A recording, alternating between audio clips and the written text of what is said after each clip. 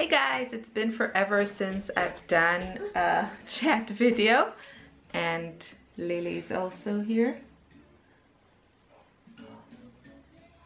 Hey. Anyway, just wanted to give you an update on some things. So just hopefully I managed to find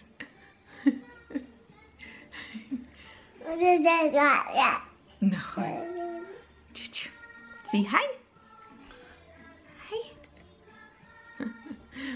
Anyway, I'm sorry, I could show you the cute baby, but I just want to get some things, you know, out there. So, what's going on this month? I have a new class. I'm very excited on my website and my online school, and it's called Scrap Art, and it's kind of mixture of scrapbooking and art journaling. I show you how to create 5 art journal spreads, so everything happens in the art journal, but I'm using supplies and concepts that the scrapbookers amongst you will be very comfortable with. And so there's like lots of fun techniques, always simple. I always keep it simple. And the two, I think, main guidelines that daughter is playing with the remote.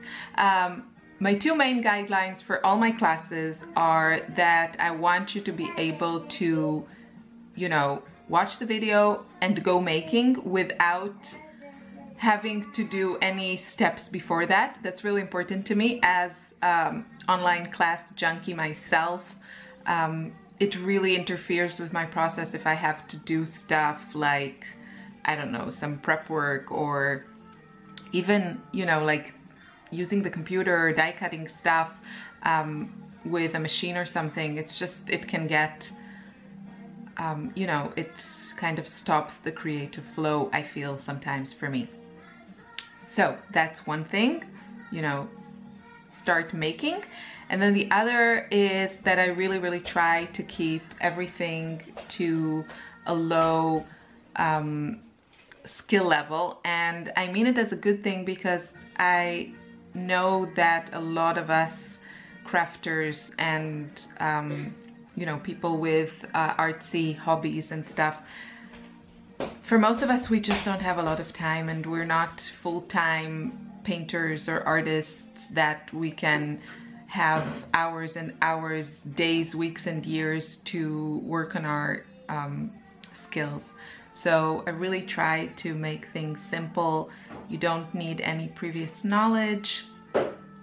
And yeah, those are my guidelines. So this new class, Scrap Art, it's on a special price for $25 until, sorry, it's just, I want to make sure nothing catastrophic is happening there.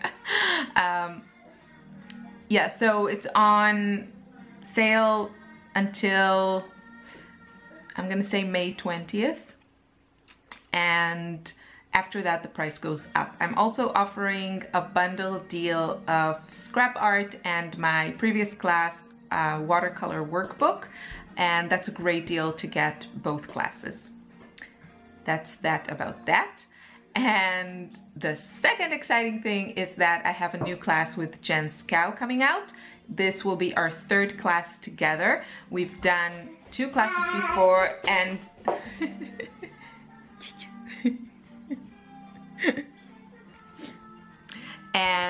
we had a lot of fun making them. And again, they are really fun classes. Just grab your supplies and go. That will be a scrapbooking class, just like our previous 2. And we're going to have 20 projects to show you. So each of us is making 10, and it will just be a really fun class, really focusing on kind of bringing your own touch to your layouts and we're inspired by different things like our photos, our stories, our products, and we kind of make it more customized, I guess. Yeah, it's a really fun class. And yeah, other than that, my usual weekly Hip Kits videos are going on. There's no change there. I am doing more art journaling, as you may have noticed, and I know some people like it and some people miss the scrapbooking projects, but you know, for those people maybe the class would be a good idea, the class with Jen, because it's all about scrapbooking. And yeah, another thing that I wanted to ask you is, after the class with Jen is up and running, I can start working on my next class. And to be honest, I still haven't really thought what kind of class I want to make. I am leaning towards something again with watercolors. So if you have, I'm not sure, I'm very torn. I'm really enjoying my art journaling, so I'm kind of thinking it won't be a scrapbooking class, but maybe I should make an effort and bring more of my art stuff into my scrapbooking. So I also thought about that, about maybe doing like a really simple mixed media scrapbooking class, really focusing on the mixed media arty stuff and less on pre-made products. So that was one thought. And then I thought maybe I should do kind of a sequel for watercolor workbook, less theory, more, I mean, watercolor workbook, it's very hands-on, but there is some color theory in it, and I thought maybe I should do some projects in watercolor in my art journal. I don't know, so tell me what you feel like. I know I don't want it to be too complicated. Something like faces is so difficult, and even though I'm showing that on my channel now, I know that it can be really frustrating, and I don't want to have frustrating classes. I want really fun, easy classes that people with not a lot of time, which I'm guessing is most of us, can just get into and make something that they're happy with and that looks good. So very superficial. That's how I like it. Just kidding. It's such a therapeutic thing. I mean, scrapbooking and art journaling and all those things. But if you're not happy with the results, it's still, I feel like it, you know, it ruins just a little bit. Even though even if the process makes you feel good. So I want to have a finished project that is pretty to look at and that I'm happy with. So let me know in the comments what you'd like to see, and I will try to make it happen. I also thought about, I'm not going to go into Patreon because I have the possibility of making something similar on the platform that I'm already using on Teachable, where my courses are. Sorry, messing with my hair too much. What I like about that idea is that I see people, you know, doing specific things that were requested by their patrons, and I really like that idea. I like that more personal connection with, you know, just a small group or a large group or whatever. I like the idea of giving people exactly what they want. So I do like that aspect of Patreon, that, you know, you can, I don't know, like have a poll or something, and then people can vote what they want to see. If they want to see, I don't know, a project in watercolor, a scrapbooking project or something like that, and then make it for them. I really like that concept. So I don't know, maybe I wouldn't do anything that is really subscription based, because as I said, as someone who really enjoys taking online classes, and I do pay at the moment a subscription, like a monthly fee to the Artist Network, which I feel is really the best online library of art videos. there's like something, you know, I don't want to have that. I don't want to do that, at least at this point. So if I do something, okay, had to take a break there. That's how it is with babies. So I wanted to say a couple more things. One is that my early bird price is the best you're gonna get. So you don't have to worry that if you buy now the class, in like 2 weeks I'm gonna have a better sale.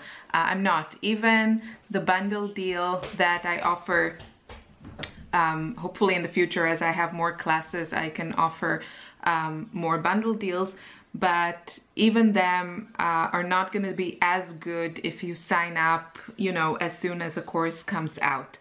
And the point of that is that I can also have some sort of semi-regular, you know, income.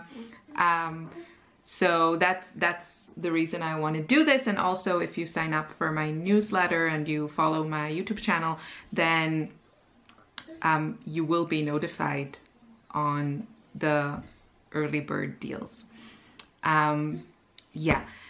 Another way you can support me that won't cost you anything extra beyond what you're already spending shopping is to use the affiliate links that I post in the description box. It just makes it easier for you to find what I'm talking about if you want to look at something that I used in a video. And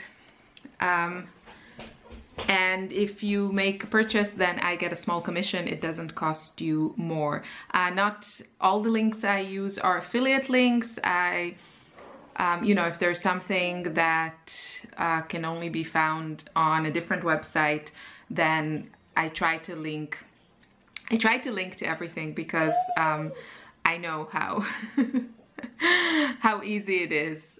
Just, you know, when there's a link to something you see on the video. So for example, when I'm using the Jane Davenport stuff, those are only available at Michael's and on Jane Davenport's site, like her store at her house in Australia.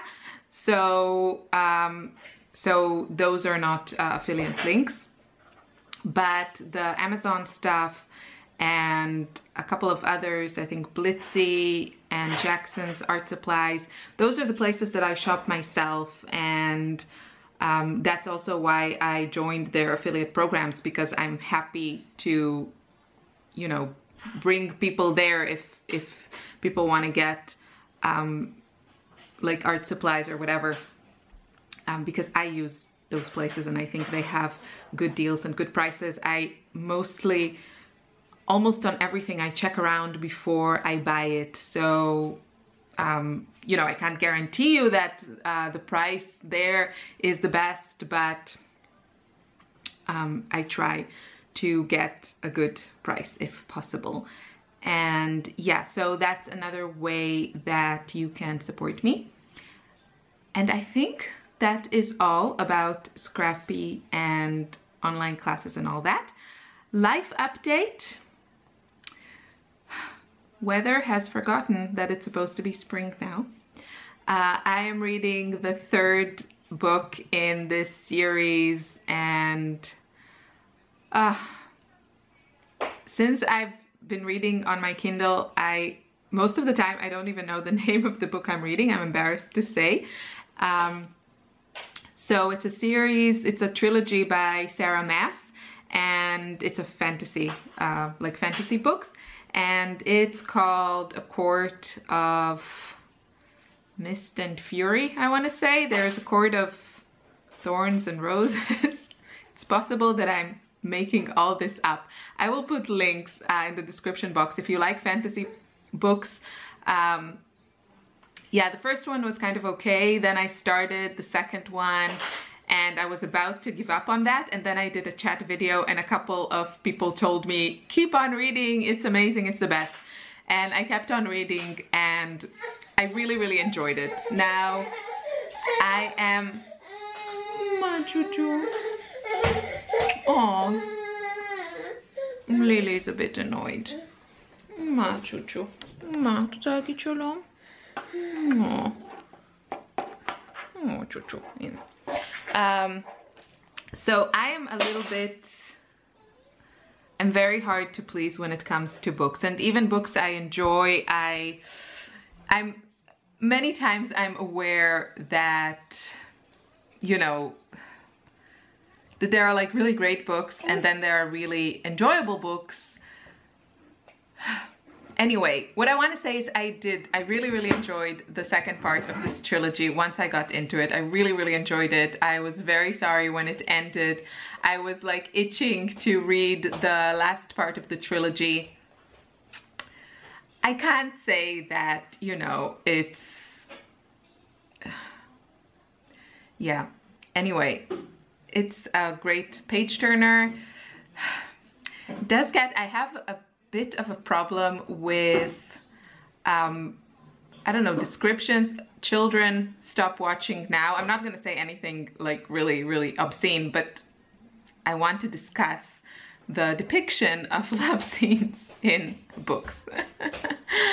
So, if you have any children watching, maybe you prefer that they won't see this part. You've been warned. I have a bit of problem with the way love scenes or making love scenes are written, and it's just I'm trying to think of a book that I actually liked those descriptions, and I don't have any problem with like explicit books or anything like that, so that's not the issue. I don't think that, you know, these scenes shouldn't be in books, not at all. But from the books that I can like think of, it's either very explicit or it reads like such a kitschy romantic romance, and I don't want to insult anyone who reads those books, but I don't like that style. And I like romantic books, but I don't know, if I read one more time how she arches into him or something like that, I don't know. It's, you know, I also feel bad by saying it because I can only imagine the work that goes into writing a book. So, you know, what do I know? But as a reader, I'm just, sometimes it's just so kitsch. The way that love scenes are written, and I don't know, in such like a book, especially like these books that are filled with all kinds of, you know, adventure and conflicts, and there's like these big things going on, and then you have these really mushy love scenes, but not mushy in a good way that you're like, aww. Okay, I think I'll stop now. Anyway, that's what I'm reading now, the third book of the trilogy. It's good. With the exception of those kitschy love scenes. But I'm really enjoying it. I stopped another book. I stopped reading another book to read that one. Just because I was like, I really wanted, the third part of the trilogy only came out in the beginning of May, I think. And yeah, so I was waiting. I finished the second book in March, February, something like that. So I was like really waiting. And in the meantime, I started actually two books. One, I read some great recommendations. It's called A Gentleman in Moscow. And I'm just very fascinated with communism and yeah, all that. My family originates from Eastern Europe, and my grandmother's family spent the years during the Second World War in Russia. So it's just the whole subject of this is really interesting to me. So I thought I would try this book, and I read a bit, but I have to say it didn't grab me. So I'm in this mode of life that there are there are great books out there, and life's too short to read something you're not really loving. So I stopped reading it. Sorry, I read some amazing recommendations, including like people saying it's the best book they ever read. And yeah, so that was a bit unfortunate. Then I started reading the first book in a series. Yeah, Lily is a bit losing her patience with me.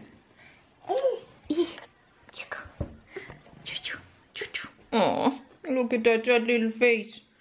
Ooh, choo, choo, choo.